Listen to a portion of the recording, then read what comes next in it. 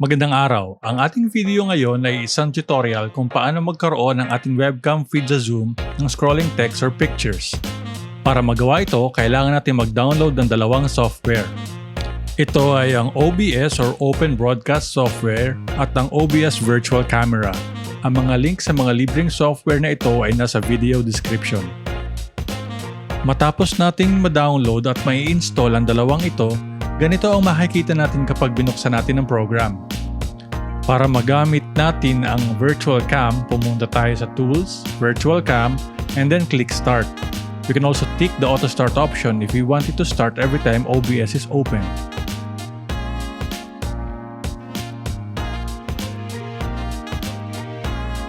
Susunod, kailangan natin gumawa ng scene sa mga eksena.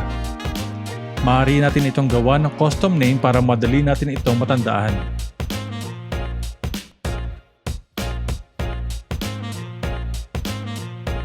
Sa loob ng scene, kailangan natin magdagdag ng sources. Piliin natin ang image,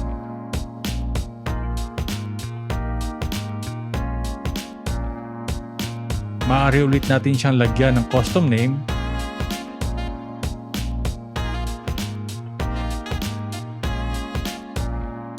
then browse the file of the picture that you want to show.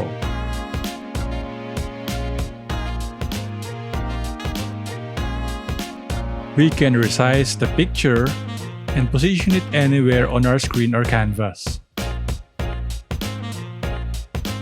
To make it scroll, right-click natin yung source, select Filter, and select Scroll.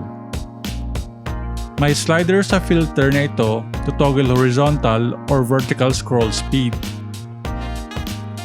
We can play around with these settings to come up with our desired effect.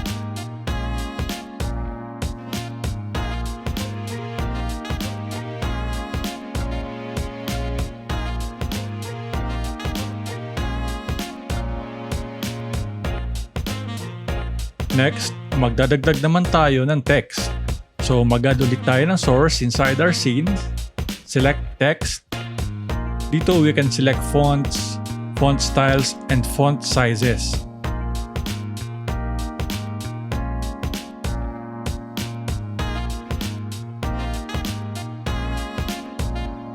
Makikita natin dito na we can also change the font color and the color of our font background.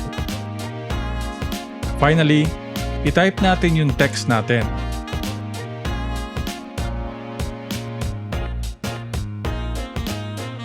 Again, we can resize and position it anywhere on our canvas. To make it scroll, right-click ulit natin yung source, select Filter, and add a filter which is Scroll.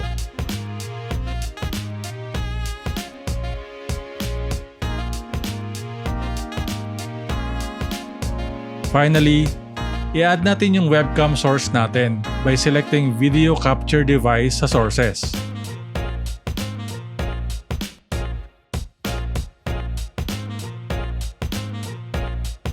We can again resize our source, which is our webcam,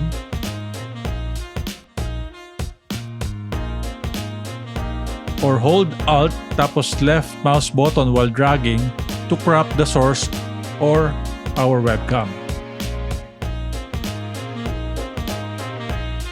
Okay, so ready na tayong pumunta sa Zoom. Punta tayo sa Settings, Video, at sa Camera drop-down selection box, select natin yung OBS camera, and that's it. Salamat sa panonood and see you in my next video.